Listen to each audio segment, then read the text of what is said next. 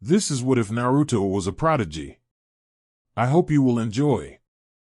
The sound of a frustrated sigh escaped Hiruzen's lips as he laid down yet another folder. It was morning now, and the two young graduates from yesterday could show up any second now, and he had yet to find a team that was open for recruiting some new blood, where there were a total of 2 spots free. He had, of course, found several teams lacking a single member, along with a few times lacking 2. But the problem with the later teams was that they weren't searching for a new genin, and had requested to stay a unit even with a member down. Opening an extra folder, Hiruzen looked it over a few times. This team had graduated around 2 years ago and had sadly lost their 3rd genin on a C-rank bandit elimination mission. This was Team Minazuki, or formerly known as Team 2. The Jounin sensei of Team Minazuki had requested one of the young prodigies joining their team, the Uchiha heiress. Sighing, Hiruzen figured that he should start to consider accepting this request. This, of course, meant he would have to go against the young genin's unspoken wish of being on the same team. The other problem he was left with after confirming this was other genin teams with enough promising skills as shinobi. Naruto, despite his young age, was far beyond most of these teams in terms of skill and intelligence. But he couldn't leave Naruto on reserves forever, so making a decision that was much against his own will, Hiruzen grabbed his pen. Just as he was about to sign a paper confirming Naruto's transfer from genin reserves and onto one of the less promising teams, he heard a knock on the door. Raising a brow at the door, he wondered who it could be. His secretary hadn't informed him of any meetings, and if it were either Naruto or Izumi, his secretary had promised to show them in. "Come in," Hiruzen said after coughing into his fist and flipping the folders he was about to write in shut. The doorknob turned, and Hiruzen raised a brow as a very familiar pale man entered through the door. His outfit was quite simple. It was just a Jounin uniform along with a small gray cloak that was hanging from his neck and down to his thighs. "Hello, Sarutobi-sensei." The man spoke, with a smirk gracing his lips. "Orochimaru, what do I owe the pleasure?" Hiruzen answered the pale man, that was now identified as Orochimaru. "Oh, this and that. I heard you let 2 surprising students graduate yesterday. I have to admit they were quite the talk at the dango stand yesterday," Orochimaru said with a snicker escaping his lips. Hiruzen let out a dry chuckle. "I take it Anko-san dragged you out for dango again yesterday." That she did. I must admit my paychecks are starting to fear what they're used for these days." Orochimaru chuckled as well. Hiruzen gave a final cough after finishing his chuckling. "Not that I don't enjoy your company, but can I ask why you are blessing me with your presence today?" Orochimaru shrugged. "Oh, I was just wondering where you were going to place these young graduates. I don't think I recall any teams that lack members with enough skill to match them. I have just signed the transfer papers for young Izumi and were just about to do the same with Naruto when you arrived." "Any reason for your sudden interest?" Hiruzen asked curiously.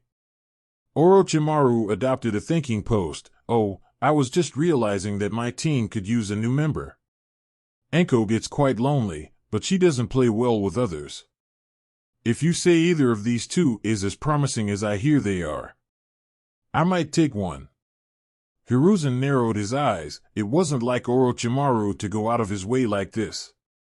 "Any other reason for your potential request?" "Oh, Sarutobi-sensei, I sense you don't trust me with their safety," Orochimaru said with a smirk. Hiruzen snorted. "I don't doubt your strength to protect them, but I will ask you again. Any other reason for your request?"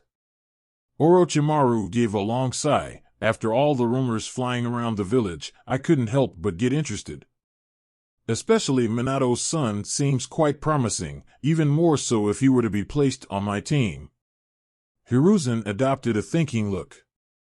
Orochimaru would certainly be more useful as a teacher for Naruto than any of the other Jounin senseis available. "What could you teach him, if I were to accept your request?" Hiruzen answered after a good solid minute. Orochimaru gave a grin. Well, he would be a disciple of one of the Sannin. With Jiraiya Baka so much out of town, I find myself best qualified for teaching him. And don't even think about bringing Danzo's silly training request into this. We both know I am much stronger than that old fool. Hiruzen rubbed his temples. Danzo's choices of action might be questionable, but his motives are not. I would prefer if you spoke of him with just a bit more respect. Shrugging, Orochimaru said, respect is earned, not given. If that old fool gives me a reason to, I shall gladly respect him. Knowing this was true, Hiruzen decided to drop it. You still haven't answered my question. What will you be able to teach Naruto-kun? Well, of course, he will be taught some of my more personal techniques. If he wishes to sign the summoning contract of the snakes, I shall allow him. I'm also qualified to teach him to use wind release or fire release if either of these shall be recognized as his affinity. I can also teach him the art of Kenjutsu, and Taijutsu shouldn't be out of the question either. Orochimaru explained smoothly. What if his affinity were shown to be one of the other 5? Hiruzen asked. Orochimaru snorted. Should be simple enough to fetch him a scroll or invoke a favor from someone capable to teach him. Hiruzen gave a long sigh. Orochimaru did come with some good points. Orochimaru, upon seeing the upgiving look on Hiruzen's face, gave a sly smirk. The Uzumaki is almost within my grasp now. The blood in his veins is so close I can practically taste it. All right, Orochimaru, you get your wish. Naruto Uzumaki shall be transferred to your 2-man cell, thus changing it to a 3-man cell. Excellent, I shall wait for him at our usual training ground. And no worries, I won't let Anko bite him. Too much. Orochimaru chuckled before leaving the room using the body flicker. Hiruzen gave yet another sigh while fearing that this was starting to become a habit. He would have requested Orochimaru to take Izumi on his team, but the Sannin had shown his interest in Naruto and figured that he was who he wished to teach. Orochimaru had been given tons of offers concerning new genin, but the Pale Man had always refused while claiming that they didn't interest him. So, if he didn't show any interest in teaching Izumi, it would almost be pointless to ask. Orochimaru landed in the usual clearing he trained Anko in and laughed to himself. If I manage to get the blood of Uzumaki, I'll be miles closer to figuring out a way to take the Sharingan for myself. That damned eye is such a powerful tool that it will require a tool equivalent in strength to tame it. Sensei. A loud high-pitched voice called, as a short girl with purple hair grunted as she made her way through the trees. Damn bushes always grabbing onto my clothes. She mumbled as she pulled some thorns out her shirt. Her simple outfit consisted of a brown-red t-shirt with bracelets, white shorts, and fishnet leggings. Anko-chan, you are on time for once, Orochimaru said in an amused tone. Anko gave a grin and gave a thumbs up. Yeah. The row at the dango stand wasn't filled with people today, so I got my fill in a matter of minutes. Good, wouldn't want you to be late today. You are gaining a new teammate in a few hours, a rather young but talented one. Orochimaru said, noticing Anko's look of confusion. How come we are getting a new teammate? It's not like we have lacked one before. Anko sighed while crossing her arms. The Sannin sat down against a tree. Oh, come on, Anko. He's Naruto Uzumaki, one of the 2 youngest graduates in the Leaf's history. Naruto Uzumaki, as in Minato Namake's our 4th Hokage's kid? Anko asked, surprised. That boy wasn't more than a few years old. Orochimaru chuckled, the one and only. How can he already be a genin? He can't be that old yet. If I were to guess, I'd say he was 3 or 4. Anko almost yelled. Orochimaru chuckled at her obvious distaste of a new member. He is 6, Anko, and so talented that he graduated yesterday. He didn't even have to finish 1 year in the academy before Sarutobi-sensei was forced to see reason and graduate him. Also, hence why I requested him to join our little dream team. You requested him? But, Orochimaru-sensei, he could get killed. He is so young, I can't disagree with him being quite cute, but he is only 6. The dango lover yelled. Orochimaru gave a glare to silence her, before saying, Naruto-kun is so talented that I wouldn't put it past him to best you in a spar. Of course, your experience and size could gain you the edge, but you have only been under my wing for around a month. Anko gave her sensei a disgusted look. Come on now, aren't you exaggerating a bit? He is a mere kid, how strong could he be? The pale Sannin gave a quiet shrug. I hear he has received training from Sarutobi-sensei, Shisui of the Uchiha, and also a light amount from Kakashi Hatake. Not to mention he must have gotten a bit of training down with Minato before he passed. Anko flew back in surprise. This kid had received training from so many highly skilled people. Seeing the look on her face, Orochimaru sighed. Give him a chance, who knows, maybe you will get along quite nicely. If you say so. Anko grunted. Was that so hard? Orochimaru asked with a teasing tone. Anko blew him a raspberry, much to the Sannin's amusement. Well, for that little stunt. 20 laps around the clearing, now get a move on. We want to be done with this warm-up before our new teammate arrives. Orochimaru said while clapping his hands together. T20 laps? Come on now, you must be overreacting. Anko tried. 25 laps, get a move on. Orochimaru snorted. Fine, I'll do 20. I'm sorry. Grumpy Sensei. You just made it 30. Gar. A soft sigh escaped the old man's lips as his heavy footsteps echoed in the office. The sun was entering the windows behind him, allowing anyone watching from his front to only see a dark figure with a bright outline. This is only for good measure since I already know your answer. He sighed and clenched the forehead protector within his grasp. The young blond boy looked up with a blank face as the old Hokage took a firm stance. Smiling, the old man started speaking. As a reward for completing the Leaf's Ninja Academy, Naruto Uzumaki, I Hiruzen Sarutobi, your third Hokage, present to you the opportunity to join the ranks of the Leaf's military forces. Do you, Naruto Uzumaki, if you decide to take this headband, swear upon your life to protect the Leaf and the citizen within it? And to obey your Kage and superior allies without question? Hiruzen had said with a proud smile on his face. Smirking a bit with pride, Naruto looked up at his grandfather figure. I swear upon my life, to give my very being to the good of the village.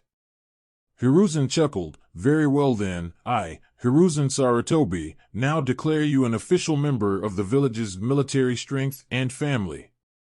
Congratulations on your new status of genin. I wish you the best of lucks, and I'll drag you back from the afterlife myself if you end up in a body bag before I pass away. Naruto couldn't help but let out a few loose chuckles from his lips at his grandfather's half-joke and half-promise. No worries, I don't plan on dying anytime soon. I promised Toussaint that much. It pleases me that you speak of him with so much honor in your voice and features. I see very much of him in you. Hiruzen smiled and clapped the young man's shoulder. I strive to be the best I can be now, both for myself and my sister. I saw my father as a great man, so to be great for Akino, I strive to follow his ideals and morals. Especially since I find myself agreeing with by far most of them. Naruto spoke, his choice of words resembling more an adult's instead of a mere child's. I watch you resembling your old self even more with every day that passes, but in reality, you are still so far from being that. Hiruzen thought to himself with a frown. Anything wrong, Aji-san? Hiruzen was broken out of his thoughts as he looked at the worried expression of his adoptive grandson. Yes, I just got lost in memory lane for a second. You just look so much like your father wearing that outfit. If I'm not mistaken, it's the one he wore as a kid as well. Hiruzen said with a smile, and Naruto nodded. Yeah, I found it in a box along with a picture of him and his genin team. I felt drawn to it, and now I don't want to part with it. Naruto explained with a smile. Realizing he still had Naruto's headband within his grasp, coughed into his free hand. As I said before this, change of topic. Congratulations, here is your headband. Wear it with pride. He smiled. Naruto accepted the shining piece of metal from Hiruzen's grasp and tied it neatly around his forehead. The old man watched with a sad smile as the blonde adjusted the thing on his forehead, but quickly hid it away when the blonde looked at him for further instruction as to what he was supposed to do now. All right, as much as I'm sad to say it. You and young Izumi aren't on the same team. There was a lot of stuff that didn't allow that, hence I was forced to separate you. Izumi is already with her team now, and I shall now send you to yours. Hiruzen said and handed him a slip of paper. Training Ground 1. Your sensei is Orochimaru of the Sannin, one of my former students. He has a young pupil that got transferred to his team around a month ago. Her name is Anko. She can be a bit of a mouthful, but she means well. Hiruzen explained. But how come Izumi and I didn't both go onto this team? Naruto asked skeptically. The team Izumi is assigned to is a team that specifically requested her, while Orochimaru showed great interest in you, and thus requested you to be transferred from reserves and onto his team. I could tell from Orochimaru's words that it was you or nobody. Hiruzen sighed. All right then, Naruto said, mimicking Hiruzen's sigh. Naruto turned around and started to leave for the door when Hiruzen spoke again. It's the training ground furthest to the north from here. Nodding at that, Naruto left the room and closed the door behind him. Leaping from branch to branch inside a thick forest, Naruto looked down at the note in his hands. Training Ground 1, he thought to himself. He had passed 3 so far, but neither of them had been the one he was looking for. Hiruzen had said it was the one farthest to the north, hence why he was now traveling through the thick forests to the north of the Hokage Tower. When he came to see a clearing within the thick forest, he heard a young girl's groan. You're such a slave driver, sensei. She had screamed, and it had been so high-pitched he could hear his ears ringing. Do you want to do 20 more laps around the clearing, Anko? A man's voice, who was clearly annoyed, sounded afterward. No. I'm sorry, sensei, please forgive me. She sighed afterward. Fine, fine. We can settle 10. He chuckled. What? Oh hell no. She yelled again, making Naruto's ear feel like they were about to bleed. The blond boy stopped on a branch right beside the clearing, his form hidden by the leaves and shadows.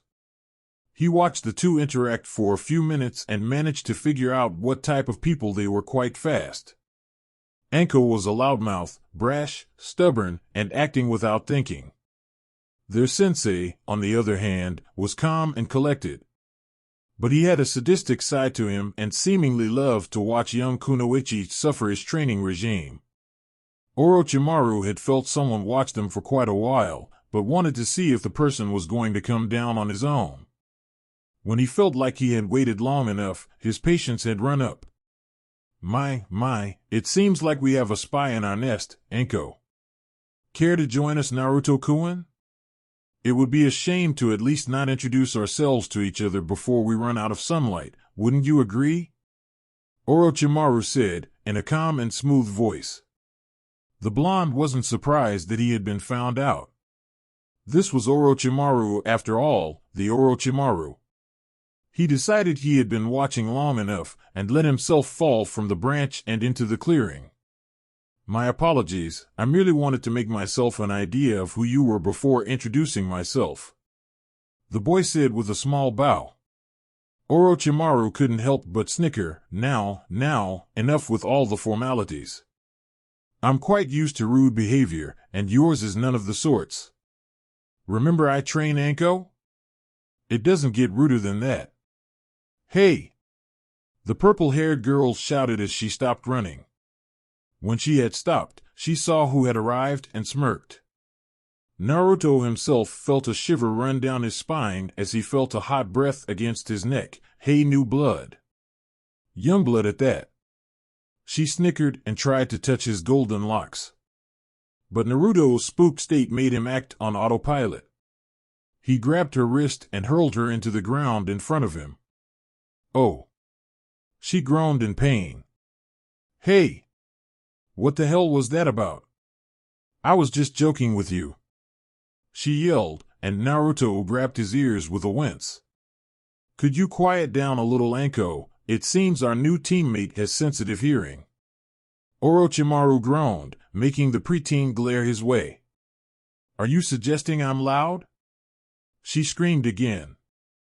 Are you suggesting I'm not able to make you do 50 laps around the village for disrespecting behavior toward your elder and sensei? Orochimaru asked in a threatening tone. What? No, no, no. Anything but that, she said, slumping down onto the ground with her forehead against the dirt. As this went on, Naruto stood with a sweat drop going down his forehead. Was this supposed to be his team? He just hoped the training was better than the communication. He hoped he didn't die sometime in the field because Anko angered a wild boar with her voice. Naruto-kun? You still with us? Orochimaru chuckled after some time. Naruto returned to the real world to see Anko wrapped up in snakes and hanging from a tree branch. What is? What are? I'm lost for words. I got no idea what to say now. Naruto said, shocked. She has to learn how to respect her elders, along with her superiors. I doubt I'll have to do too much for you in that area. Am I correct to assume so? Orochimaru asked, and the blonde just nodded. I'll behave. Good. Orochimaru smiled and clapped his hands together, making the snakes around Anko disappear, so she fell to the ground with a loud thud. Ow wow. Naruto's sweat dropped again. At least this wasn't going to be as boring as he thought. He had heard countless tales from his older brother figure, Kakashi, about how the Genin days could be even more boring than the academy if he had gotten a bad team. Come, sit with me. Let's introduce ourselves. Orochimaru requested, and sat down with crossed legs. The two Genin sat down as well, forming a circle so they could look and listen to each other. Orochimaru gave a quick grunt before saying, all right then, since Anko and I both have done with before, let us do it first so you can have somewhat an idea of what to say. I'll go first.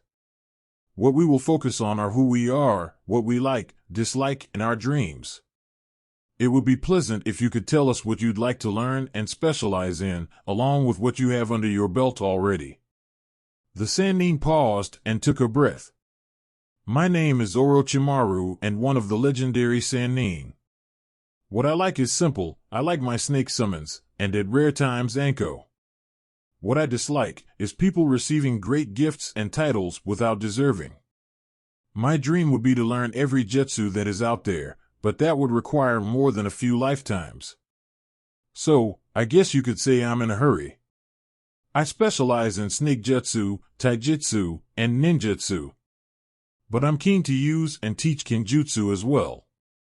Realizing he was done, Naruto nodded and waited for Anko to start. Which she did with a loud shout. Yash! I'm Mitarashi Anko. I love Dango, fire-based techniques, and my all-but-blood sisters, Yugao-chan and Kurenai-chan. I dislike perverts, arrogant people, and shitheads. My dream is to be stronger than Tsunade herself. I don't currently specialize in anything, but I know a few fire jutsu and taijutsu. Anko yelled out with pride. Orochimaru nodded and looked at Naruto. Would you like to give it a shot now, Naruto? Naruto? Orochimaru asked with a raised brow. Blonde said and rubbed his ears. What? Did you say anything? He yelled after feeling his ears hurt. Would you like to give it a shot? Orochimaru yelled back, and Naruto responded with a loud yell saying yes. My name is Naruto Uzumaki. I like my sister, my brother figure Kakashi, my grandfather figure, along with the few friends I trust. I dislike the Nine Tails, death, pain, and people who look at me with pity as if I were made out of glass. My dream? I suppose it would be to watch my sister grow up in peace. I have yet to specialize in anything, but I'm confident in my ability to defend myself using taijutsu and various tools. Naruto finished. Orochimaru nodded while cupping his chin. I see. What would you like to specialize in then? Naruto seemed to think for a few seconds. I'd say I find myself leaning toward Kenjutsu or Ninjutsu. Why not both? This time it was Anko that spoke up. Wouldn't it take too long? Naruto asked confused. Orochimaru shook his head. If you work hard and use that immense talent of yours, I wouldn't think it'll take more than a few years for you to get quite skilled at both things. Naruto seemed pleased with the answer and said he would like to do his best to master both arts. I guess we should get to it then. All right, you two. I want to see you over at those training dummies going through 500 kicks and punches, Orochimaru ordered. F500? You got to be insane. I'm sure Blondie agrees with me on this, right? Naruto? Anko looked beside her to find the spot the blonde had sat in empty. She looked shocked over at the training dummies to watch the blonde slamming his fists into the wooden dummy at a high pace. Seems like he disagrees. You should follow his example and get started. Orochimaru laughed with a smirk. Anko pouted. If Naruto was so keen to follow orders, already it would be those two against her in any argument. She couldn't allow that. They would never eat dango again then. To say that Orochimaru's training was similar to torture was an understatement. It had barely been almost 2 years before the snake-resembling man had tossed a bakken to the ground, allowing Naruto to stare at it. Pick it up. He answered with a blank face. The almost 8-year-old blonde raised a brow and stretched his arm out to grab the wooden sword. But when he was about to grab the hilt, Orochimaru slammed his own bakken onto the blonde's wrist. The blonde grunted and looked up at the Sannin with an annoyed expression. You died. Never take your eyes away from your opponent. He won't hesitate to strike you. Now, pick it up. Naruto grabbed a rock from the grass and threw at Orochimaru. The said man looked on amused as he blocked the flying rock with the side of his bakken. He looked back at Naruto and was about to ask what it was about when his eyes widened at Naruto standing crouched down with the bakken between his hands. So, you used the rock as a distraction. That's quite clever. Orochimaru praised. The time since he had graduated had been quite good to Naruto. He was starting to grow a lot. Not only as a shinobi but as a person. However, just as Hiruzen had predicted, Naruto never returned to the way he once was. But he seemed to have developed a new personality, a persona that didn't allow him to trust people too easily in fear of losing them later on. This also meant that Naruto rarely befriended anyone that wasn't so strong that they could take care of themselves. His group of friends hadn't developed much. He hung out with Shisui, Izumi, and recently Anko a lot these days. The older dango-loving Kunoichi had at first been against the thought of befriending him, but when he had apologized for how their first meeting went by buying her dango, she gave him a shot. It surprised her that she liked to spend time with the blonde. He was a blank canvas to her. He lacked color and rarely spoke without that monotone tone of his. If she had counted the times she had seen him smile, a real smile, it would be doable to count them on 2 hands. It was when he was with Izumi, or managed to beat Shisui at something along with learning and mastering a new technique. All in all, he had changed a lot. He was taller too. It was a rare sight for a child being 7 having his height. He was only half a head shorter than Anko were. His wardrobe was much the same, a black forehead protector, black pants and sandals, and a dark blue shirt. The only real change was the jacket he had hung up on a wall at home. It was one of the things his dad had from his childhood, and he would hate to see it getting torn apart during a mission, so he settled for leaving it at home. Back to present, Orochimaru took a quick stance and slammed his Bakken sideways toward Naruto, who brought his own to block it. Much to the blonde's surprise, the mere force behind the slash was enough to send him sliding a few inches to the side, despite his firm stance. You put all your strength into your arms, you have to use your entire body to truly master how to use a sword, Orochimaru said, swirling around to send a slash to Naruto's opposite side, which the blonde sidestepped.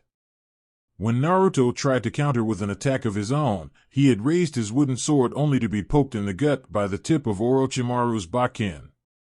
You are too slow to strike, thus you leave your body's vital areas wide open. The blonde doubled over and groaned as he felt his insides crying for help. Yeah. I need some work. You can't believe I would get the hang of it in the first try. What if I did? You've done countless things in your first try while I taught you. Why should this have been any different? Orochimaru smirked. As far as I'm concerned, you can't truly fight with a blade unless it becomes part of you like any other limb of your body, Naruto said in between pants as he had an arm wrapped around his abdomen. Orochimaru nodded. That's correct, hence why we need to show your body how to let the sword become part of you. If you want to live, that is.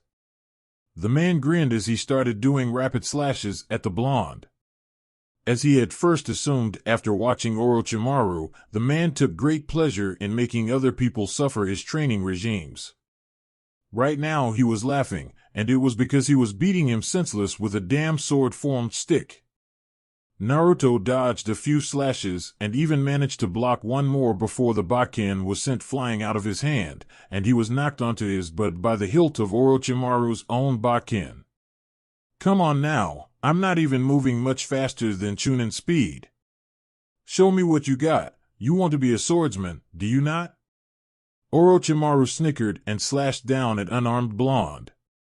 Naruto rolled backward to avoid the Bakken that was hurled into the ground. He sped to the side and grabbed his own and turned around so fast he almost fell just to block the slash intended for his back. That's more like it. Show me what you got. Orochimaru shouted as things started to go smoother. Despite not being able to block all the attacks, he managed to avoid most. And even when he was disarmed by Orochimaru, he was starting to manage to get back into the fight with less trouble than before. Half an hour later, Naruto fell onto his back as his Bakken snapped in two. He groaned as he lay spread out on the grass, his chest rising and falling at a rapid pace. Perhaps I went too hard on you. A Bakken shouldn't snap like that. Orochimaru mused. You think? Naruto grunted as he grabbed his side while still laying spread out in the grass. Orochimaru shrugged. I'm impressed. Without any formal training in the art of Kenjutsu, you managed to stay on your feet and fight for 33 minutes. Even though I only fought with mid-Chunin strength, it's still impressive. The Sannin praised. Couldn't you have come to that conclusion before you managed to almost break one of my ribs? Naruto asked with a heated glare. What would be the fun in that? Orochimaru smirked. Naruto felt déjà vu at that. You sound just like Aji-san. He mumbled. The apple doesn't fall far from the tree, I suppose. The Sannin shrugged and sheathed the Bakken in his belt and stuck a hand out to help the blonde up from the ground. Naruto grabbed the man's pale hand as he was pulled from the ground. Standing on his wobbly legs, Naruto panted as his muscles cried. It was at this moment Anko decided to show herself. She was about to scream her greeting when she noticed Naruto's state, and especially his wobbly legs. Looks like someone fucked you stupid last night. Didn't know you were on the other team. She giggled and slapped his back. I'm not, and I just got beaten to a pulp by that psycho, Naruto said in the usual monotone voice and pointed a thumb at Orochimaru, who just made a comical wave. Anko just resumed teasing. It's nothing to be ashamed of. I hear Guy is on that team too. Naruto's forehead grew a large tick mark as he reached over and grabbed Orochimaru's Bakken and slammed into the back of her head as he scoffed. "Itai! What was that for?"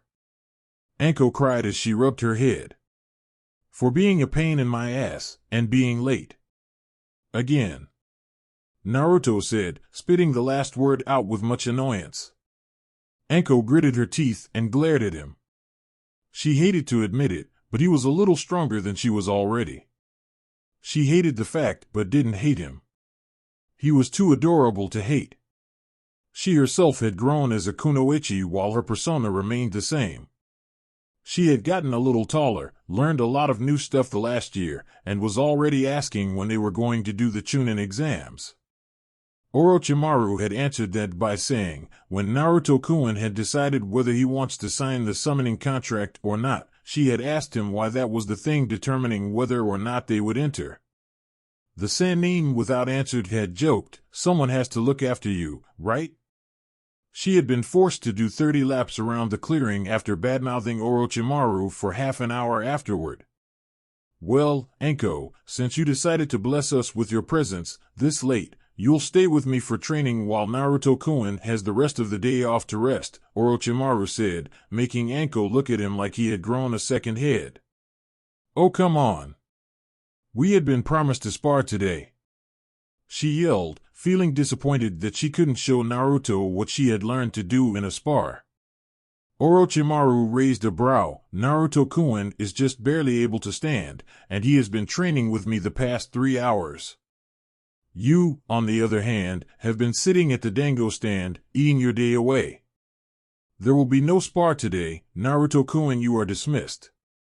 Thank you for showing up on time. We shall continue our kenjutsu lessons tomorrow." Naruto bowed to his sensei and said, "Thanks, sensei, I'm grateful for your teachings."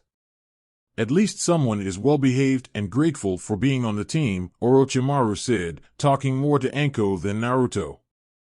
"Oh, just shut up. Let's get this over with," Anko shouted, and glared at Naruto's retreating back. "Damn you for leaving me alone with all this torture." Naruto jumped across rooftops. He had just been sleeping on the couch for around 2 hours, regaining his strength. Despite how much he hated the overgrown furball in his gut, he couldn't disagree with the healing abilities it provided was useful. He still had some bruises and scrapes here and there, and he was sore. He was damn sore everywhere. But he could at least move on his own now without it being too difficult. While jumping across the village through the rooftops, he couldn't help but let his mind wander back. The almost 2 years had been great. He had been assigned to this team, and despite Anko being loud and Orochimaru-sensei being odd, he liked it. Especially since Orochimaru took them on a lot of C-rank missions, instead of doing D-rank missions all day. Sighing, Naruto landed on the ground beside a big oak tree and looked up at the Sarutobi estate hidden under the leaves of various big trees. He walked up to the door and knocked on the red front door a couple of times. He heard a soft coming and waited patiently. When the door opened, it revealed Hiruzen's daughter in a simple black outfit along with a white cooking apron. "Good afternoon, Mariko-sama. I'm here to pick Akino-chan up," he stated with a small bow. Mariko's forehead grew a tick mark as she knocked him on top of his head with a wooden spoon. "Moron, how many times have I told you to call me Mariko?" "My apologies." Naruto just grunted while rubbing his head. "How come you are so early today? You normally first arrive an hour before dinner time," she asked.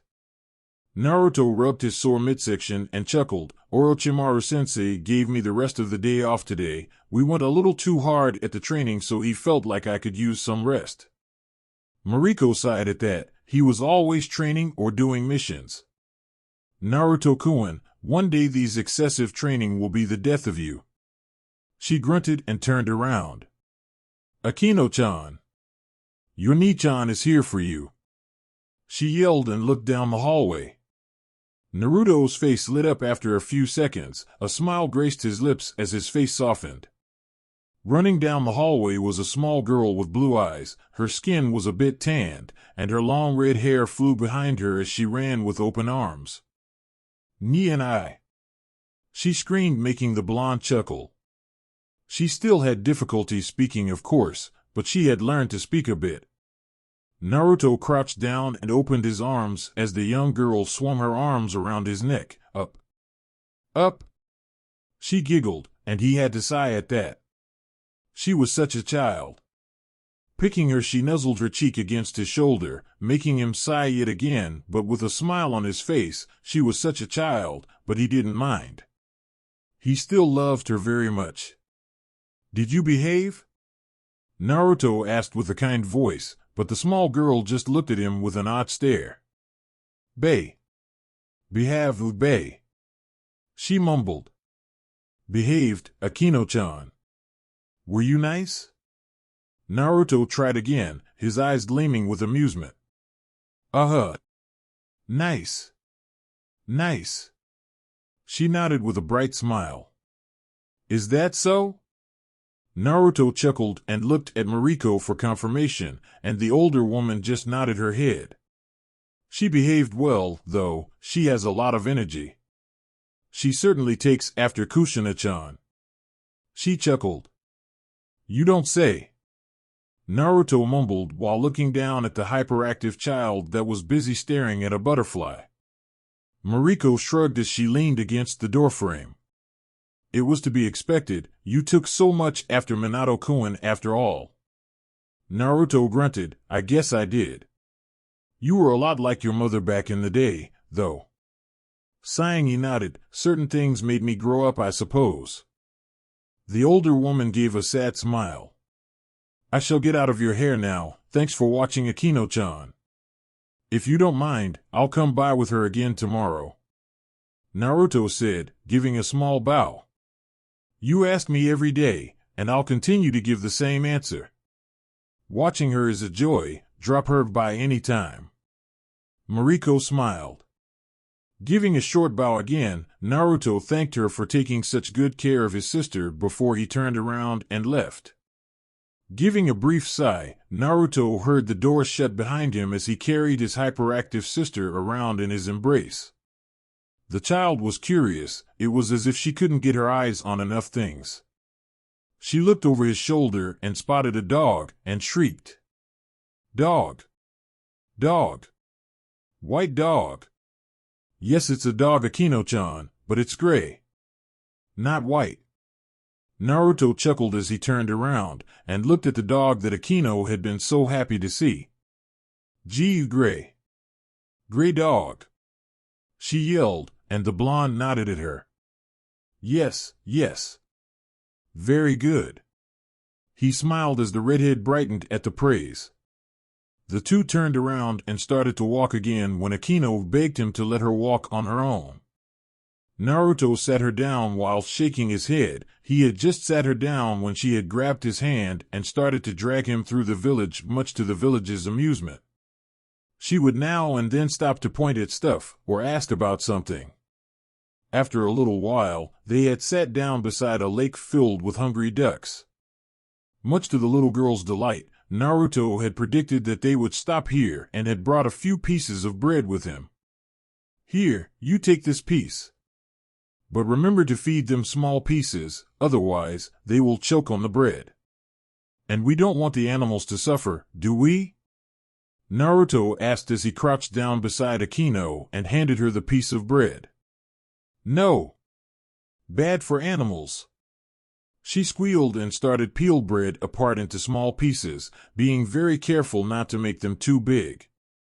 As the ducks flew to the tossed bread pieces, Akino giggled as the ducks seemed like they were fighting over the food.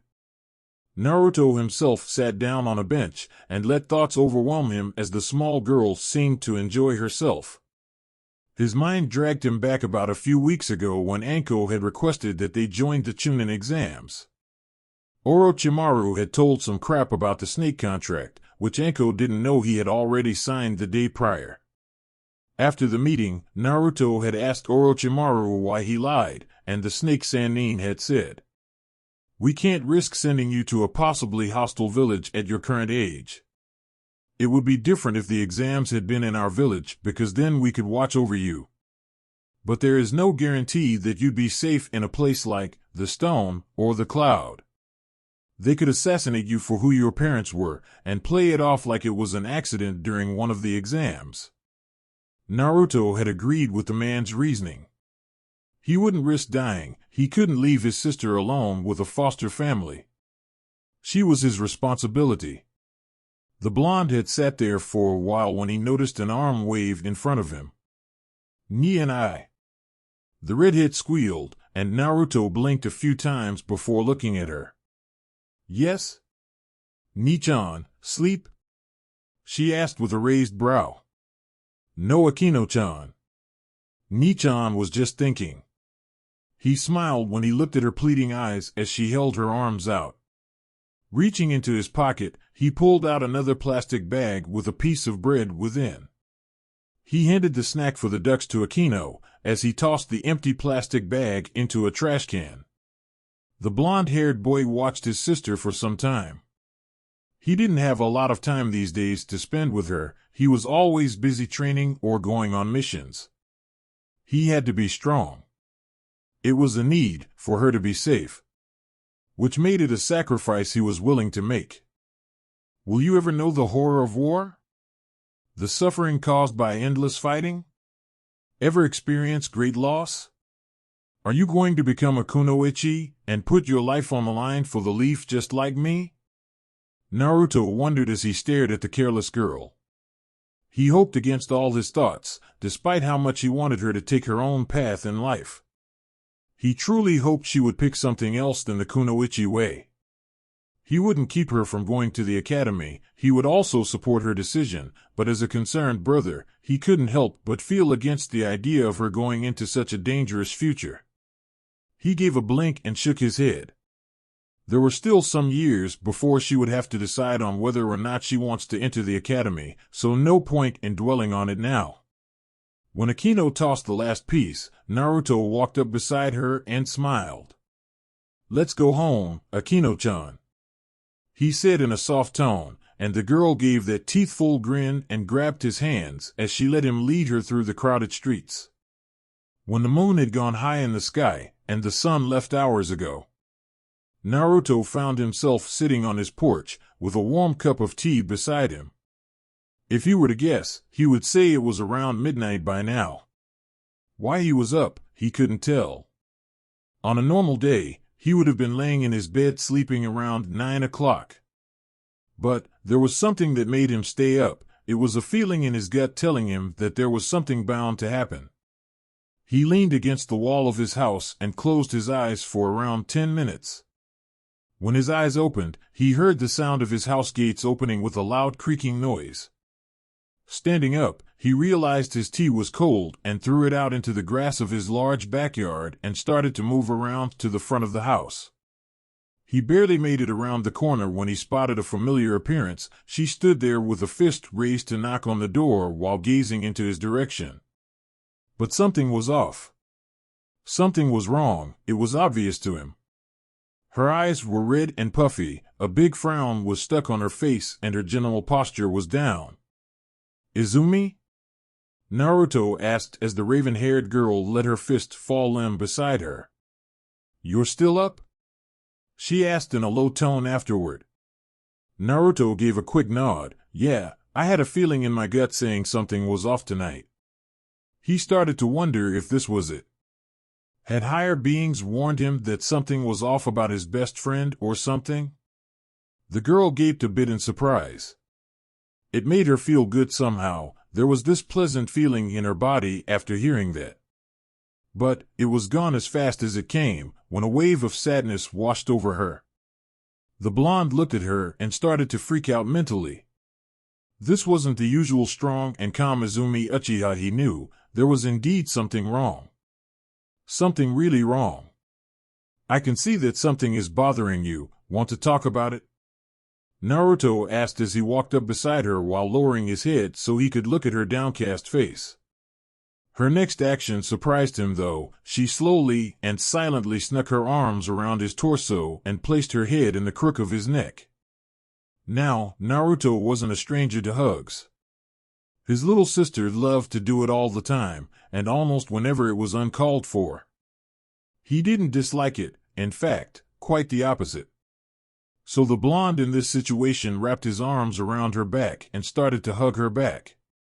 When the situation was a bit calmer, Naruto led Izumi around to the spot where he had been sitting before and prepared 2 fresh cups of tea and handed her one. She thanked him and the blonde gave a quiet nod and sat down beside her. "Want to tell me what's wrong?" he asked after a few minutes of silence between the two. Izumi, after a few seconds, nodded and opened her mouth. "My team was tasked with protecting the daimyo on his trip here. But things went wrong." "Yeah, you told me that last week." Naruto nodded, quite confused about what that had to do with anything. "Our team was ambushed by a masked man with a sword, and everyone except Tenma and I got stuck in a genjutsu," she said with gritted teeth. "You don't have to continue if you don't want to," Naruto said, placing an around her while keeping his hand on her shoulder. She shook her head. In an earlier mission, I had saved him from falling from a high place. After the mission, he said he would make it up to me. He wasn't really happy about it. But then, when we were the last 2 standing this time, he gave me that look that said, 'This is it,' and rushed forward." Naruto frowned and looked down. He could already tell what happened from that. "That was when I realized we had a bond. It might have been slim and less durable, but it was there nonetheless.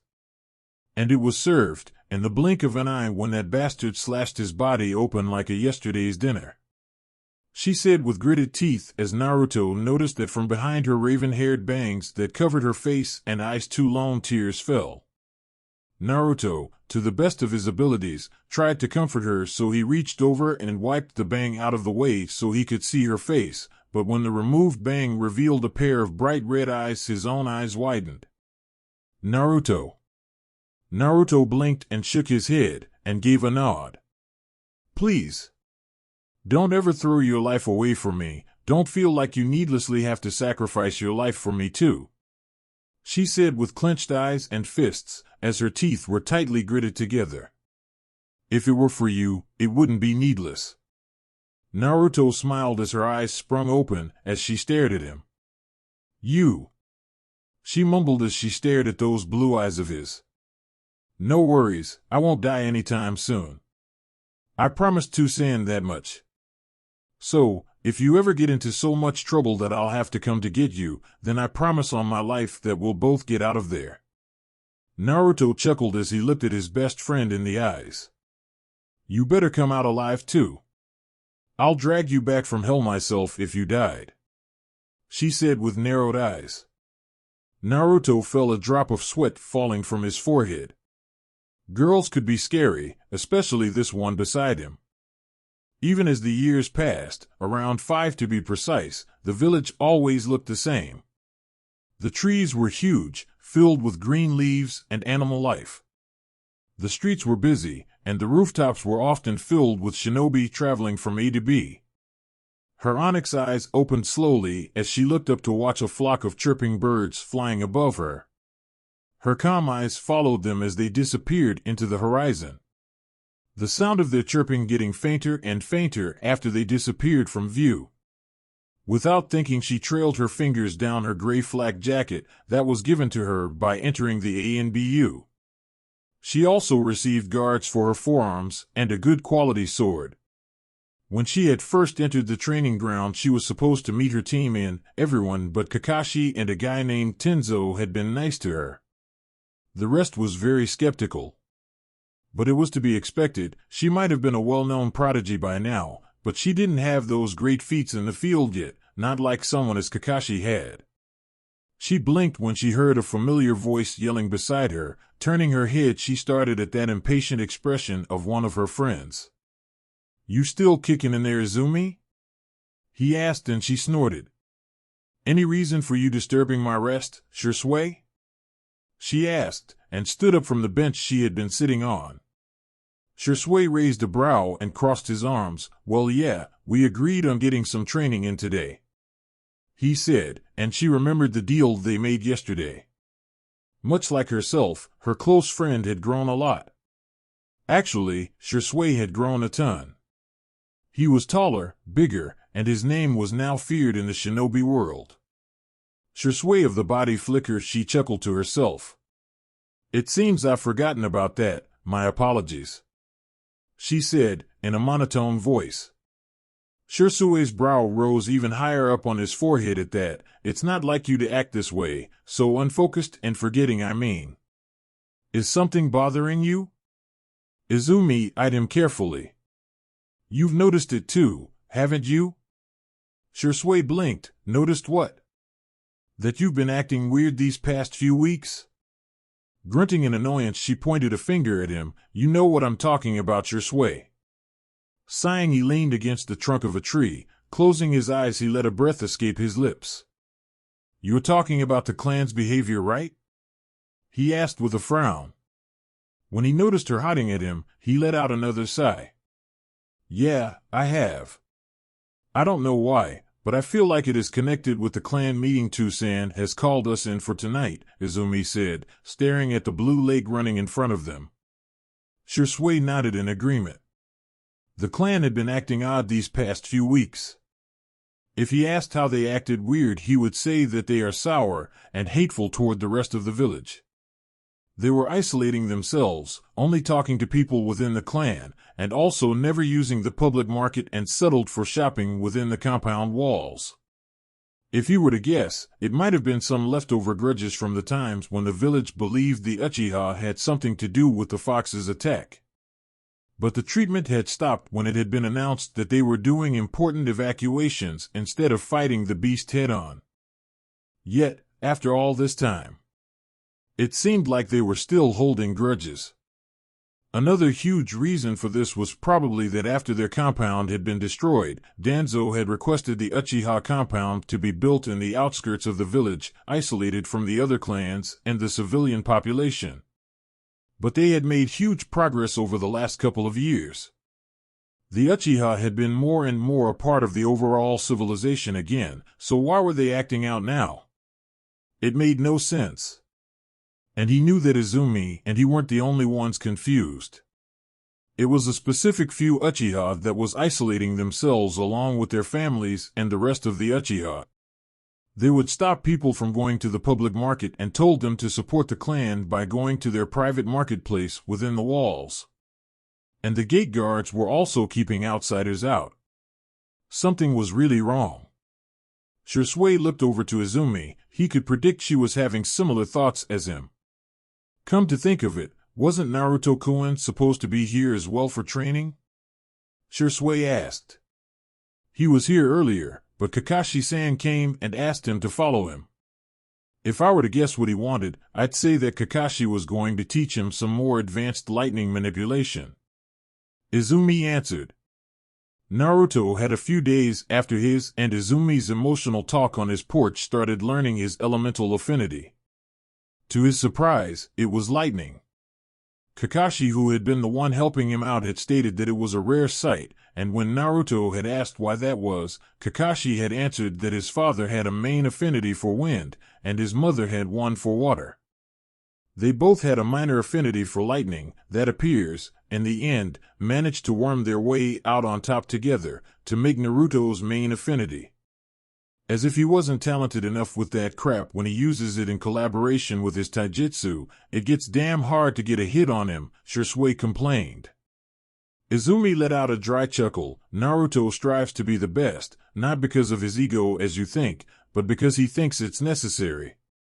TSK, I still think he has a huge ego, Shui mumbled and folded his forearms. In a clearing at the opposite side of the village, a blonde teen spun around as he brought up his right leg for a reverse roundhouse kick. His opponent with gray gravity-defying hair countered with the same move, and on the impact of their legs, they sent huge gusts of air flying all around them. You got to be faster than that, the elder of the two mocked, as he flipped behind the blonde teen and tried to deliver a punch to his back. The blonde, not wanting to be outdone, swirled around the incoming fist and went low to sweep his opponent off his feet. But said man, when on the ground, rolled back to his feet with ease and blocked a right hook aimed for his head with the palm of his hand. "Is that fast enough for you, Kakashi and I?" The blonde chuckled, before backflipping away while tossing a handful of lightning-enhanced shuriken. The blonde's opponent, now identified as Kakashi Hatake, snorted. "Not quite, Naruto-kun," he said before sliding under the flying projectiles on his knees, just to spin up to his feet right in front of Naruto. The two simultaneously drew a kunai and clashed together, while trying to push the other back with their strength. Kakashi looked the blonde over as they stood trying to push the other back and had to give a small smile from underneath his mask. He had grown a lot. Not just getting bigger and taller, no, but as a shinobi. While he still wore the same ANBU uniform, just a few sizes bigger than a few years ago. Naruto's wardrobe had changed. The blonde still wore his headband around his forehead, but almost everything else has changed. He now wears a white sleeveless shirt, with black outlining along with a black Uzumaki swirl on the upper back, a pair of black cargo pants with matching sandals, and to finish it off, two metal forearm guards.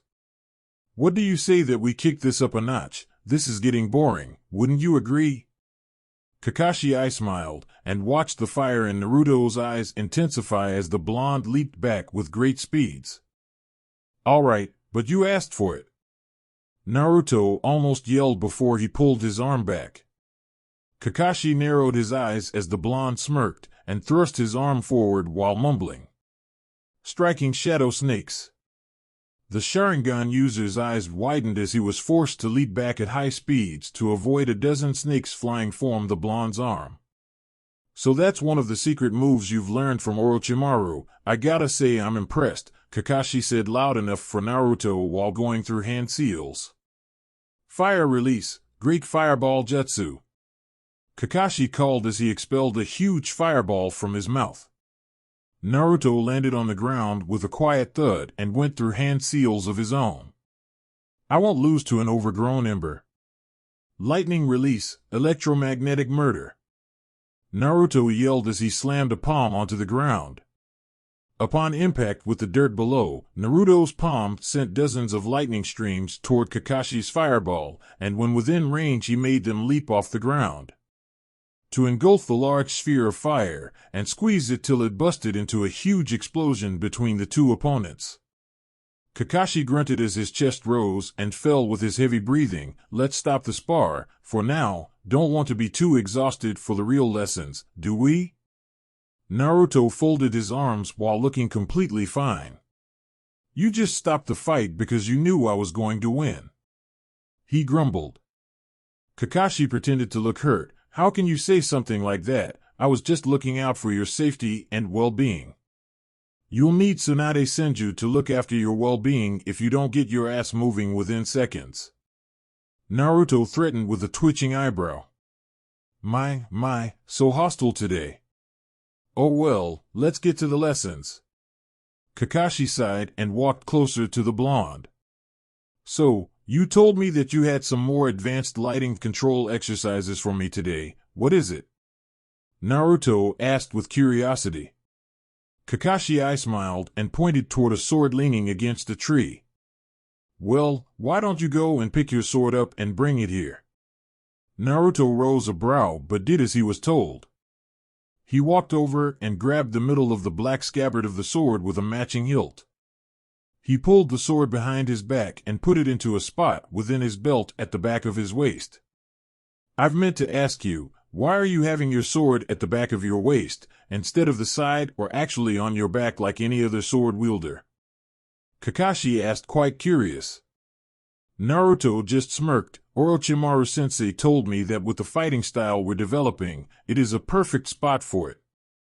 It won't interfere with my ninjutsu or just ninjutsu, and it won't be too far away for me to grab in a tight situation." "I see." Kakashi smiled and walked behind the blonde, grabbed the sword hilt and tossed the exposed Chikudo onto the ground, leaving the scabbard in its place within Naruto's belt. Any reason for you tossing my sword around like it's a mere rag doll? Naruto growled with annoyance. His sensei had gifted him this sword when he had almost mastered his kenjutsu style a month ago. In a fight, the opponent won't care how expensive your sword is. But he will care if you try to pick it up again, Kakashi said with a calm tone. Naruto felt a sense of déjà vu. If you are trying to tell me that when I have to pick it up, I need to keep my eyes on the enemy. Then Orochimaru-sensei taught me that as the first thing. That's true, but what if you didn't have to pick it up with your hands? Kakashi smiled.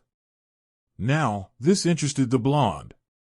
Kakashi threw a kunai to the ground and chuckled, "Watch and learn." The silver-haired man held out his palm, as a few streams of lightning emitted from it and wrapped themselves around the kunai on the ground. A second later, the kunai levitated from the ground and up into Kakashi's palm. Electromagnetism, Kakashi said simply. How does it work? Naruto asked afterward. Kakashi pocketed his kunai and crossed his forearms. Think of an electromagnet. It works by you channeling your lightning chakra around to create an electromagnetic field. Then you need to aim at the metal object you want to attract to you, and bam, it flies to your hand. Naruto's sweat dropped. Sorry for asking, but won't that be a problem if several weapons are laying on the ground? That's the reason this is an advanced exercise. We need to teach you how to separate the desired object from a bunch. Troublesome. In another part of the village, the Sennin Orochimaru sat with crossed legs as his female pupil went through her warm-up. Say, Orochimaru-sensei, why aren't Naruto-kun joining us today? Anko asked as she started doing her routine workout. Orochimaru sighed and looked at the Dango fanatic. As I stated earlier, Anko, Naruto-kun is training his elemental affinity with Kakashi-san today, and since I'm not the best suited teacher for lightning manipulation, Kakashi offered to do it for me. I just hope you aren't thinking about putting him off our B-rank mission today. Now that Naruto is a Jounin, and I'm a Chunin, we should be able to easily take this on and request an A-rank mission next time. Anko cheered and broke another training dummy by squeezing it with her snakes. As much as I admire your enthusiasm, you need to be ready for such a high-level mission, Anko, Orochimaru grunted. Anko stopped herself a moment before she would break another dummy by punching its head off. Oh, come on. You and Naruto have been on a few A-rank solo missions together without me before. What's the difference if I tag along? This isn't something I say to be mean or rude, Anko, but Naruto and I are both in two complete other leagues than you. While your skills are getting greater and better with each day that passes, I won't risk your life by going into the field without you being ready for it. Orochimaru explained, making Anko grumble. I'm not just dead weight to Team Sensei. Please. I can be of help, and I won't die. Anko pleaded, and to illustrate her point she tore apart 12 training dummies in 5 seconds. Orochimaru groaned with closed eyes. Fine, if you show your worth as a capable shinobi for an A-rank mission today on our B-rank mission, I will perhaps consider putting you on an A-rank with Naruto-kun and me. Yes. Anko cheered and started mercilessly tearing apart the surrounding area with her warm-up routine. Orochimaru stared at Anko with narrowed eyes. I need to put her out of commission soon. I need to bring Naruto-kun with me on an A-rank mission alone. It's only a matter of time before that old fool figures out about my secret experiments. He has been sniffing around more and more recently. It won't be long before I'll be forced to flee from here, and I refuse to leave without the prize I've been patiently waiting for and training the past few years. Sensei? Why are you glaring at me like that? Anko asked while swallowing some spit with an audible gulp. Orochimaru blinked and removed the glare from his face. Oh, I was merely watching your skills. If you are so set on going on an A-rank with us, I need to make sure you're as ready as you say you are. Oh. Okay. Then watch me. Anko grinned and started doing some of her high-level fire techniques she has been learning. The glare returned to Orochimaru's face. Perhaps the cursed seal would put her out of commission long enough for me to take Naruto-kun out of the village? I'll submit her to the hospital, and before they figure out what it is, we'll be long gone. Orochimaru chuckled as his snake-like tongue licked his lips. As night fell upon the village, no one managed to notice the entire Uchiha clan missing from the streets, their houses, and the market. But if you watched closely from afar, you'd see a huge amount of people walking up a staircase within a shrine's floor, before it was sealed and hidden with a floor mat. As everyone except walked back to the village, they failed to see two people missing from the bunch.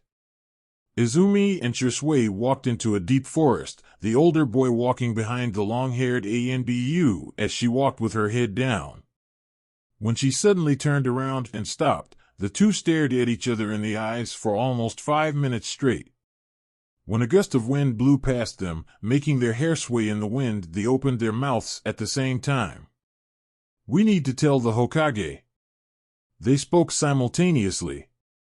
Both of their eyes widened as they stared in shock at each other before Shisui spoke.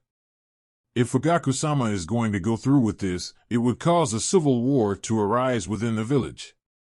Izumi nodded in agreement. "I know, and with such a war going on inside this village, our sour enemies such as the Stone and the Cloud is likely to take action. This could cause the next great war, Shisui." "Then it's even worse than I thought," Shisui said in shock and anger. Izumi frowned. "We need to tell the Hokage. We can't let so many innocent lives be caught in the middle of the Uchiha's sour ego-filled war." Shisui started confusing Izumi. "I think we should tell Naruto about this. He has great connections within the higher-ups because of his status as the fourth son, the heir to the Uzumaki as well as a Jinchuriki," Shisui admitted. "No, absolutely not. This is the Uchiha's will, and the Uchiha's problem to solve. We can't let him get caught up in this. It wouldn't be fair to him," Izumi said with a pink hue on her cheeks. "If you think it will be a burden to him, then you are wrong. He is our friend, and has proved to us over and over that he's willing to stand beside us no matter what," Shisui argued. Izumi yelled back this time, "Just because he is willing to go into trouble for us, doesn't mean we need to put it on his shoulders. Naruto is going to be pissed when he finds out that we've been hiding it from him. He wants to be there for us, then why don't we let him?" Shisui said, quite annoyed with her. "Because this isn't his problem." She tried again. "That's not how he is going to look at it." Shisui snorted. Izumi raised a brow and clenched her fist. "What do you mean?" Shisui crossed his arms and leaned against a tree while clicking his tongue. "Remember our mission to the grass once? Despite how bad I messed up, Naruto jumped in to save me. Not because he was supposed to, but because he wanted to.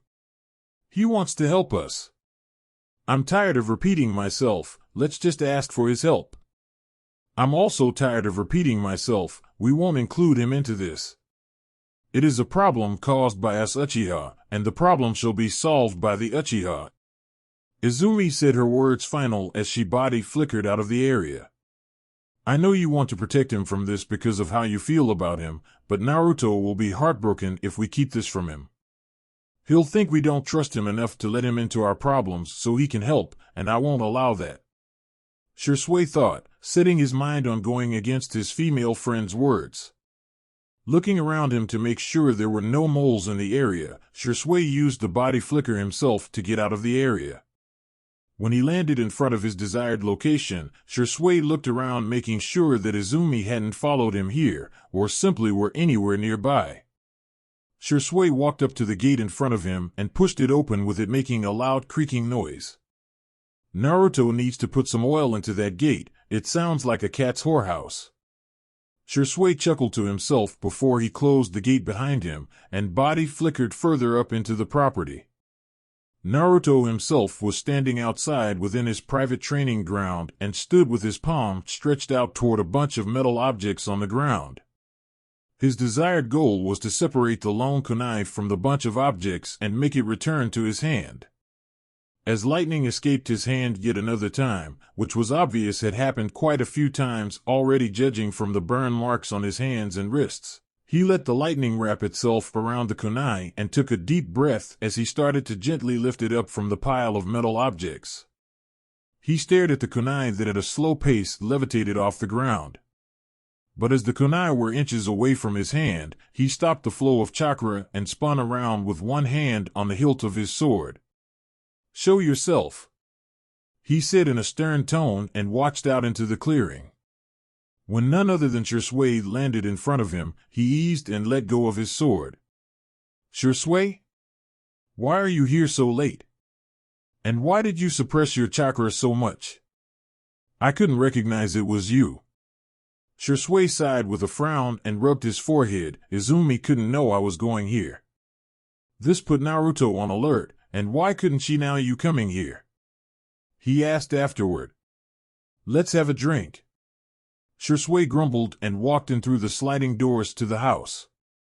Naruto followed suit and watched as Shui pulled out a sake bottle from a cabinet. "I'm not the drinking age yet, Shui. What is this all about?" "You know, the whole thing about not being old enough for certain things changed when you got that headband. It is a symbol that not only means you are a soldier, but also an adult." Shui reasoned and started to pour himself a cup, not a saucer, but a cup filled with sake. "You know, you aren't exactly old enough to drink it either," Naruto said and took a seat beside Shui at the kitchen table.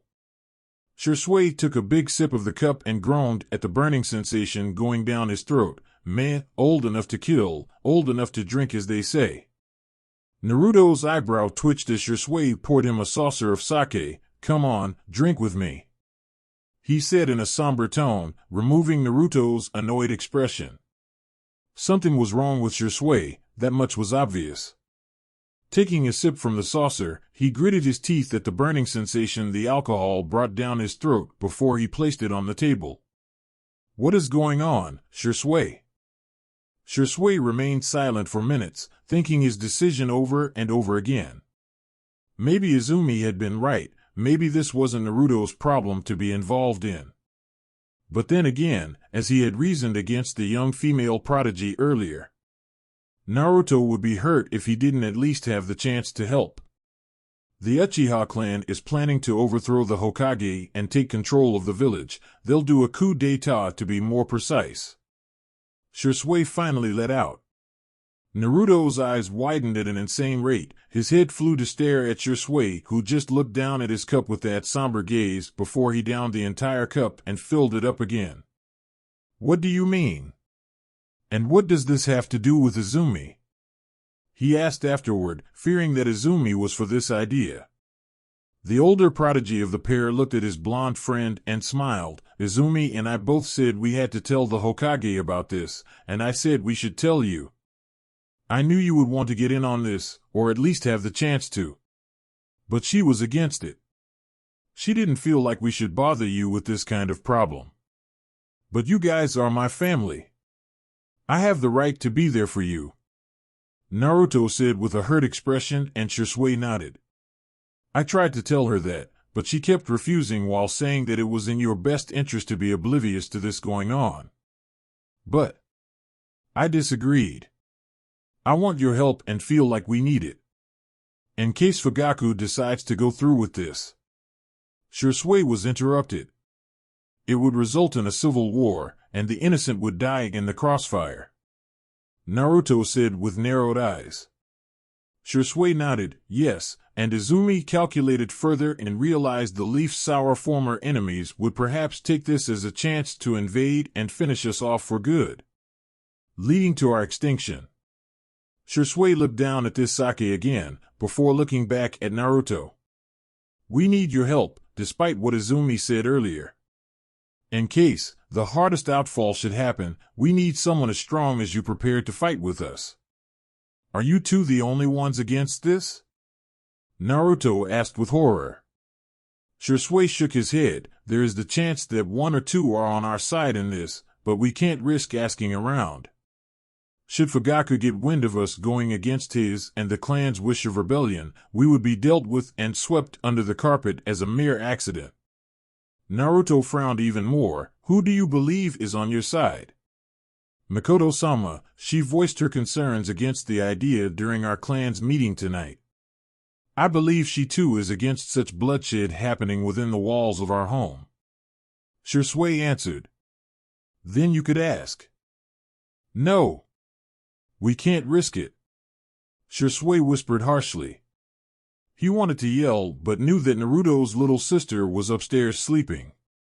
Silence engulfed the two. I'll help you, and fight with you if necessary. Keep me updated, and I'll try to see if I can pull some strings here and there in our favor. If we need it, I'm almost sure I can get Kakashi and Ai, and maybe even Orochimaru-sensei on our side in a fight against the rebellion. Naruto offered. We can't let any more outsiders in on this. I won't risk their lives just because of the Uchiha's greed. They are still sour. After all this time, they still feel like they are a suppressed strength, that the village fears and hates them because of things that happened earlier. They won't stand for this anymore. They want to show that the Uchiha won't stand for such treatment.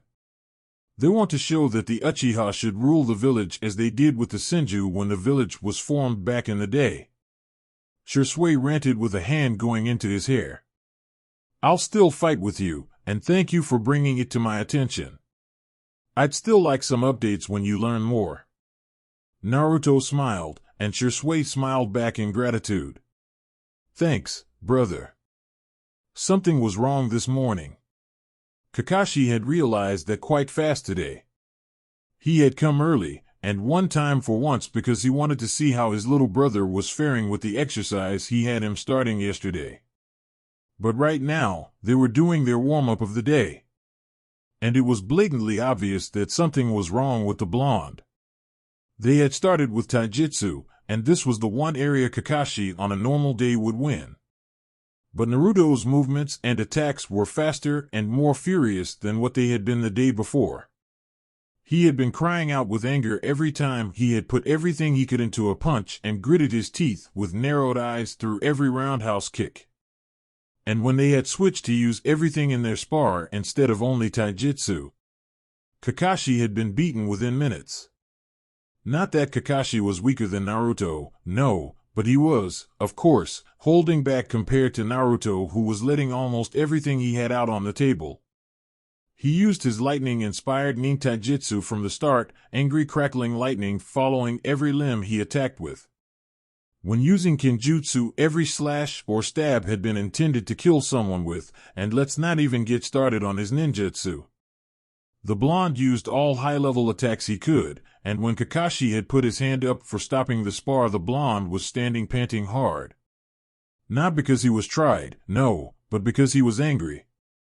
Why'd you stop? I'm not done yet. Naruto yelled and flew over to punch Kakashi in the face, but the ANBU captain had lifted his headband to counter Naruto's attack by flinging him into a nearby tree. Yes you are. What's wrong with you today? You are so angry and tense, and there is absolutely zero coordination or planning for any attack you make. This isn't like you, Kakashi said in a soft tone. Shut up and fight. Naruto growled but was punched in the gut without realizing it, and soon fell onto his knees while coughing. I won't stand for such disrespect, not even from you, Kakashi said with narrowed eyes, making Naruto look away in shame. I apologize. He grunted after a while and let his hostile body language fall. Care to tell me what's going on? Kakashi asked afterward, making Naruto go deep in thought. He had promised not to say anything about the coup, but what other reason could he use for acting this way? Naruto grunted as he got back onto his feet and leaned against the tree he had been thrown into earlier. Remember that group of stone shinobi we found crossing the border last month? Naruto asked, and Kakashi nodded, motioning for Naruto to continue. It just makes me so furious. I'm almost certain that they are getting up here, just to make an attempt on either mine or my sister's life. And it's not that I don't have faith in Tusand and Ka-san barrier around our property, but the stone is known for their demolition core. I don't know if the barrier can take several ongoing bombs for hours. Naruto lied smoothly. Kakashi sighed and let his headband fall back into place to cover his Sharingan eye. Is that what you're worried about? Come on, Naruto, you should know that the village's guard units are patrolling around the compounds at least once every 10th minute, so they wouldn't even have a chance to bomb your house for hours. And even if they did manage to set a bomb off, don't you think the village would notice an explosion at the 4th Hokage's former house? Naruto faked an embarrassed expression. I guess that's right. I just want to be strong enough if the time ever comes, where I got to fight them myself. That's understandable. I'd feel the same way. Why did you let it get to you today? You seemed unaffected the other days. Kakashi wondered. Naruto chuckled with a sad grin. I dreamt of it last night, them breaking into our home and... You don't have to say anymore, I can feel where you're going with this. Kakashi said while patting his shoulder. Naruto nodded in gratitude. Even though the dream was fake, he still felt terrible talking about such an outcome for his family. Want to keep going then? I'll try to remain calm from now on, and I'll put coordination into my attacks again. As long as you don't try to make me into sliced pork chop with that sword of yours again, I'm game. Kakashi said, getting into a taijutsu stance while lifting his headband up again. No promises. Naruto smirked and flew forward with one hand on the hilt of his sword. Kakashi sighed and reached up to grab the katana given to him upon entering the ANBU and grinned. Then I shall make no promises either, let's go. He called and clashed his blade against Naruto's. After a few minutes of swords clashing together, Kakashi managed to sweep Naruto's blade out of his hands. It seems I win, Kakashi said, swinging his sword down in front of Naruto to prove his point, but the blonde smirked. Naruto slammed his forearm guard into Kakashi's sword, sending it flying back before he kicked Kakashi in the side of the knee, bringing the ANBU captain down kneeling. Not today. He called and spun around to place a foot square in Kakashi's chest, sending him rolling backward. Kakashi rolled back to his feet and chuckled. I forgot how fast and flexible Orochimaru's training has made you. I guess I'll have to be prepared for that as well from now on.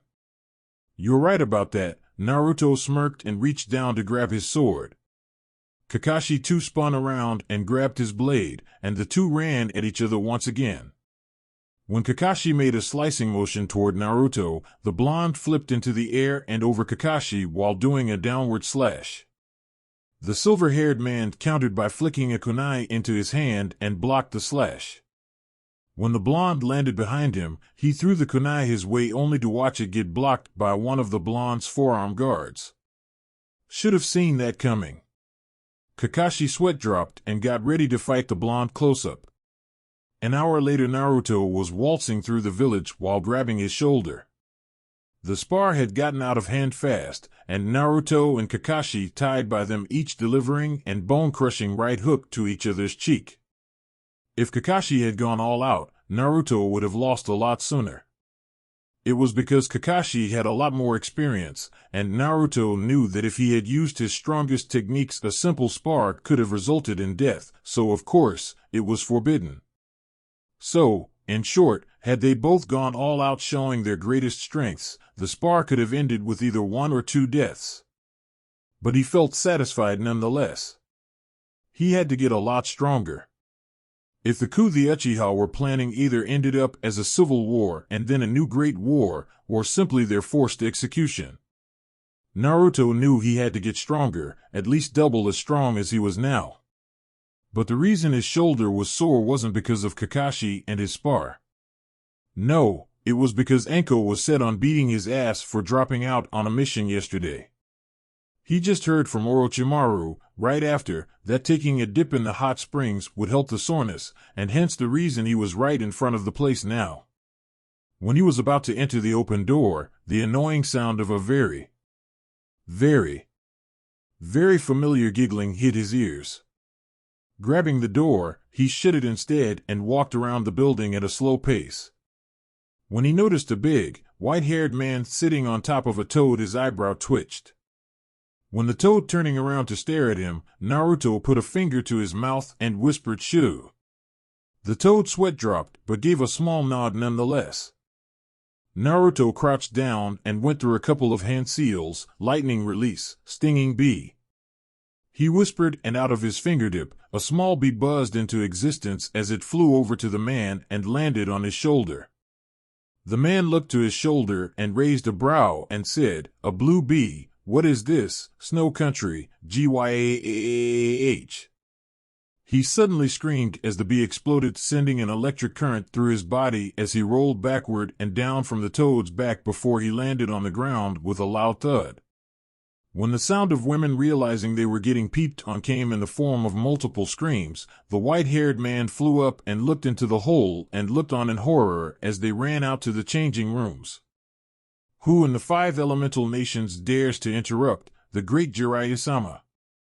From his research. The man yelled as he flew around, only to stop as he stared at the very unamused face of his teenage godson. "What are you doing, Arosenen?" Naruto asked, his eyebrow twitching as his eyes were narrowed immensely at the white-haired Sannin. Jiraiya raised a brow at him. "What does it look like? I'm researching important stuff." "You mean that you are researching naked butts?" Naruto said with his eyebrow still twitching. Jiraiya huffed and crossed his large arms. "You'll understand the wonders of the woman body one day, brat. Or maybe the reason you are so mad at me for researching is that you are afraid your girlfriend might be in there one day." Jiraiya giggled. "Girlfriend?" Naruto asked with a raised brow. Jiraiya let out a loud laugh. "Oh, come now. Don't tell me you aren't with that girl yet. Izumi, was it?" "Izumi is my best friend, you perv," Naruto says with a pink hue getting onto his cheeks. Jiraiya swings an arm around Naruto's shoulder and winks. "Come on now, the way you always talk about her. I'm surprised if she hasn't figured you out yet." "What the hell are you talking about?" Naruto asks with an annoyed glare. Jiraiya motions for him to sit as they walk over to a bench in front of the lake supplying the hot springs. "Why are you denying yourself this? Is it because of the Uchiha's rebellion?" Jiraiya said, but the last part was in a whisper. Naruto's eyes widened. "How did you know that I—" "Come on. You are Shisui and Izumi's best friend, and the Hokage just told me that Izumi was there earlier to see him, and then she told him about the coup. And then later, he informed me when I returned. I'd be surprised if you didn't know," Jiraiya admitted. Naruto sighed and looked away. "Shisui told me Izumi wanted to keep me out of it. Shisui said it was because she meant it wasn't my problem. So, she wants to protect you. Yet another reason for why you should tell her how you feel enters in," Jiraiya informed and put a hand on his shoulder. "She is my best friend. Whatever you think is going on isn't," Naruto said with narrowed eyes. Jiraiya gritted his teeth through annoyance. "It feels like we are playing a game of whack-a-mole here. Stop denying yourself this.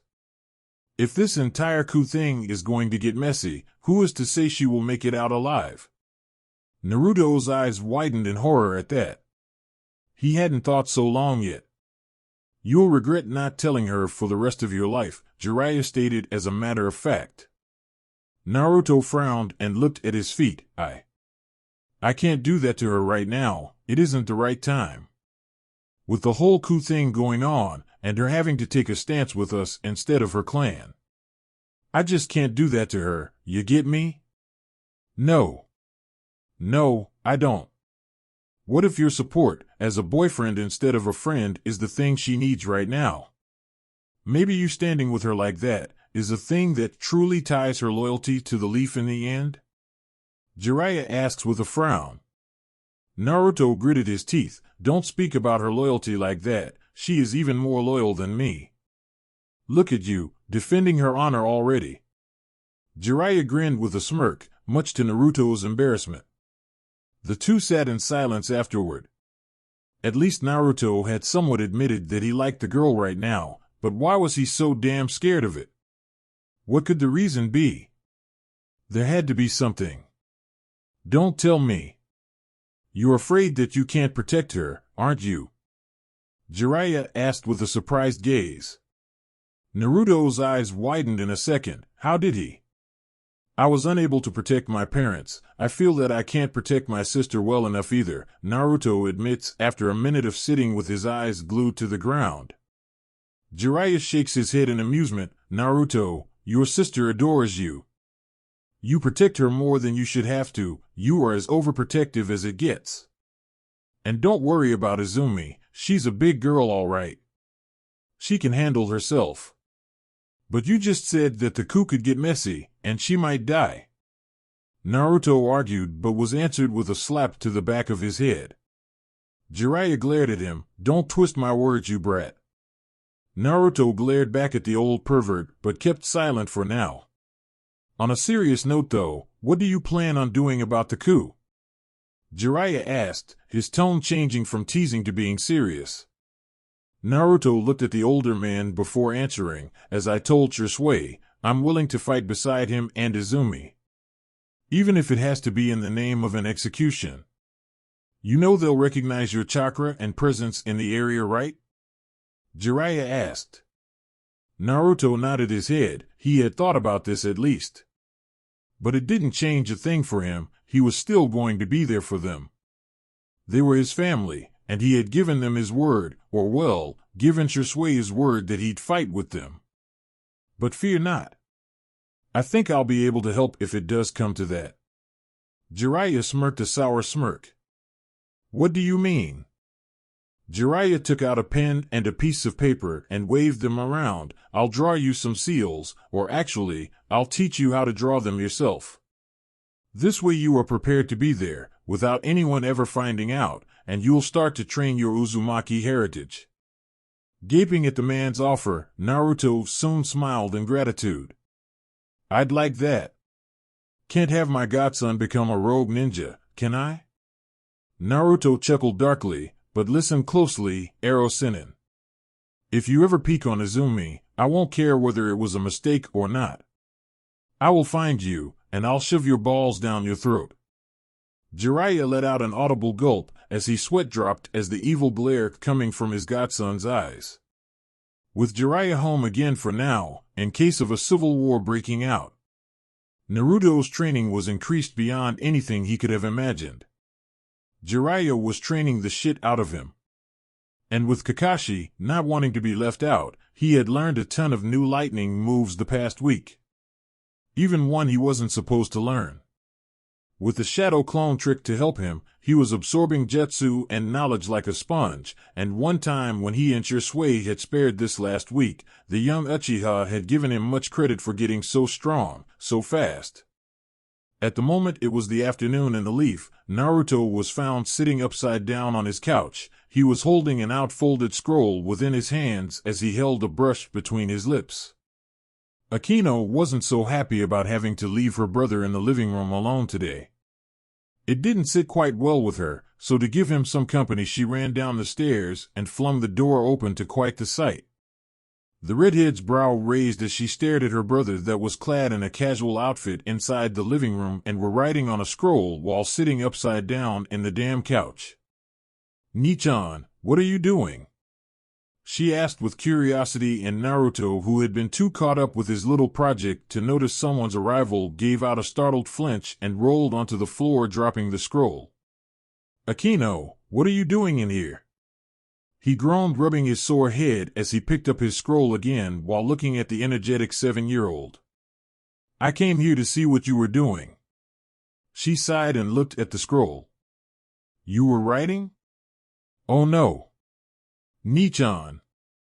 If you are writing for that adult stuff, then you know Aji-chan is going to skin you alive," Akino said with wide eyes. "What?" "No. I am working on a new seal." Naruto defended himself with an outraged expression. To even think she would suggest he was doing something like that was beyond him. "Oh. Tell me more." "It isn't the oh-so-secret seal you and Bakusenin are working on, so you can tell me. Please." She pleaded with much energy. "All right, calm down and sit here." Naruto sighed and patted the floor next to him, and then he did a quick transformation jutsu on the scroll and made it look like an entirely new seal. Akino did as she was told and fell on her but beside Naruto, who took his scroll up so she could see and started to explain. This is 2-in-1 seal. This portion on the left is a storage seal, while the seal here on the right within the overall sealing formula is an attachment seal, Naruto explained in a short version. That's easy to do, Nichan. Bakusenin already taught me, so I can already make those. Akino said with pride.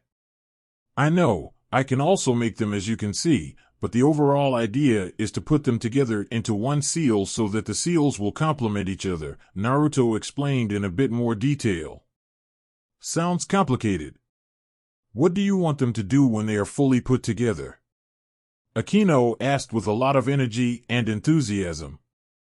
Naruto chuckled. I want to place the seals on my gear's forearm guards, and then when I activate the overall sealing formula, the storage seal will first release an item, and then the attachment seal will kick in right after with an almost 0-second delay and stick the desired item onto my forearm guard.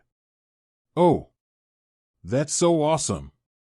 Which items will you store in there? A big sword? Or a chain maybe? Akino grinned. Could you be a little less energetic in the afternoon, Akino-chan? Naruto's sweat dropped as Akino flinched while scratching her head in embarrassment. I plan to maybe seal a grappling hook in one seal and then a shield into the other. After my spar with Orochimaru-sensei yesterday, I came to realize that there will be attacks I can't just block with my arm guards or run away from. So to counter the stuff that I can't avoid, these seals are going to help me fight the situations better and come out victorious. By giving me my desired tools or weapons, that is. Naruto said. Akino nodded, trying her best to stay calm, but her brother was so smart and innovative, so it was quite hard. I will also need to improve the seal after the basic version is complete, maybe improve it in the storage area so I can store more than one item within my arm guards. Naruto mused. How is this going to work with the one you and Bakusenin are working on? Akino asked with a glint in her eyes. Nice try, Brett. I am not going to tell you about Bakusenin and I seal, Naruto said, ruffling her hair as he stood up. It was worth a try. Akino then sighed. Naruto chuckled and stopped ruffling her hair and smiled. Why don't you go out and grab your shuriken, and I'll train you for a little bit. This seemed to get her interest, and the child ran outside, almost falling on the porch. Naruto let out a relieved breath as he released the transformation jutsu, only to reveal the scroll in his hand having notes on a barrier seal. Naruto sighed and started to mentally write down the lies he had told Akino. The seals were made up, but they were an okay idea to work on sometime. That was a close one. Not even Akino can know what I'm planning. God, I hate lying. Especially to those close to me. Naruto thought to himself as an image of Kakashi and Akino appeared in his head while rolling the scroll up. Nichan. Are you coming or what? Akino yelled and Naruto groaned. I'll be right there. He called back and muttered to himself with a smile. Impatient brat. 1. Of the few joys he had these days were watching his sister grow up. She was getting big, and fast at that. She was already quite tall. It must have been in their genes because Naruto could remember himself also being quite tall at that age compared to people his age. Her hair had grown, and she had asked him to make a ponytail for her this morning, much to his amusement. She hugged him and run off to the academy right after. Yeah, she had started at the academy. As he had planned on earlier, he would support her in her decision if she wanted to be a kunoichi, but he still wasn't happy with her risking her life in the future. Was this how parents felt about their kids when they started training to become a shinobi or a kunoichi? It had to be. When he had packed his stuff up, he made a clone and handed it to him. The clone soon vanished into his father's former study that he used himself now and packed the stuff away. Sighing, he turned around and went outside. His sister, as impatient as she was already throwing with her shuriken. Of course, she failed to hit most of the time, but there were some quite impressive throws among the horrifying ones. He started thinking back as he watched her. These days have been hectic, and he had found himself avoiding his best friend these days. She had hurt him a bit. He had always said that if there was anything, no matter how big or small it was, he wanted to know so he could be there for her. And even after that, she felt like not telling him something this important. Didn't she trust him yet? He'd trust her with his life, whether he had to or not. It felt like a punch to the stomach, and he just couldn't understand why. He was about to walk down to Akino and give her some pointers when a crow landed on his shoulder. Shusui's, I assume. Naruto sighed and took a piece of paper tied to the bird's leg before it flew away again. Unfolding the neatly folded piece of paper, Naruto started to read Shusui's handwriting. It seems like decisions will be made at tomorrow's meeting. Meet me at our usual meeting place at the Naka River tomorrow at sundown. Be on time and be on alert. Danzo is acting out this evening. Summoning a bit of lightning chakra to his fingertips, just enough for the piece of paper to get on fire, Naruto's mind wandered loose. Danzo. That man, he hated him with all of his being already. On his 10th birthday, the man had shown up on his property and claimed that his gift for him was training.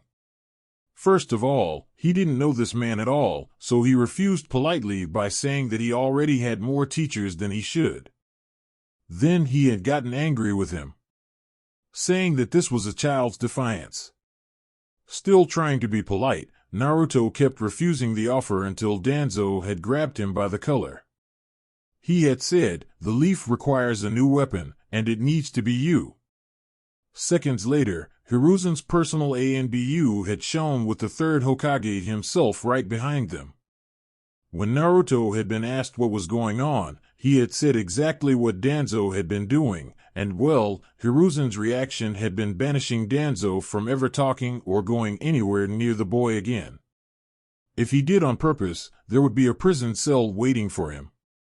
To say Danzo was furious after was an understatement. The man had left with smoke coming out of his ears and his eyes red, as if a bull had seen something red.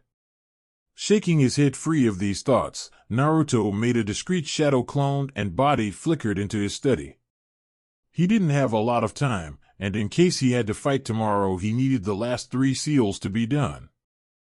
Thank you for watching. Comment ramen if you got this far, and I will see you in the next part.